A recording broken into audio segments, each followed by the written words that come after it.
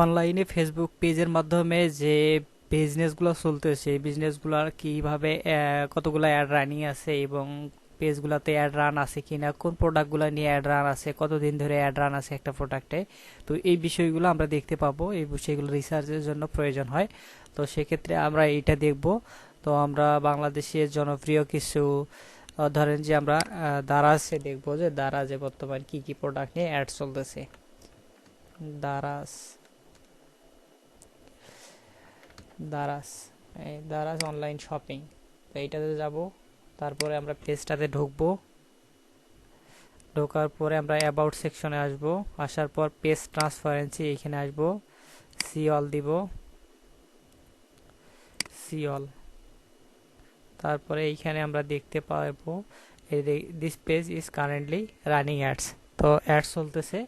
আমরা যদি go to add লাইব্রেরিতে যাই তাহলে আমরা দেখতে পাবো যে কি কি প্রোডাক্টগুলো নিয়ে দারাজে এখন অ্যাডভার্টাইজমেন্ট চলতেছে।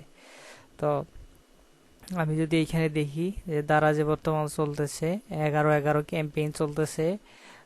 তারপরে মোটামুটি এইটা কি ছিল, এটা এটা একটা চলতেছে। তারপরে এইখানে একটা 99 টাকার প্রোডাক্ট চলতেছে। নিচে আরো অনেক অনেক এখন বর্তমান 11/11 ক্যাম্পেইনগুলো সব থেকে বেশি চলতেছে। এইখানে গিটারের অনেক কিছু চলতেছে। তো এই প্রোডাক্টগুলো যেমন এইখানে চলতেছে, এই প্রোডাক্টটা কতদিন থেকে চলতেছে এটা আমরা দেখতে পাবো। রানিং অ্যাড রানিং হয়েছে 18 নভেম্বর 2025-এ।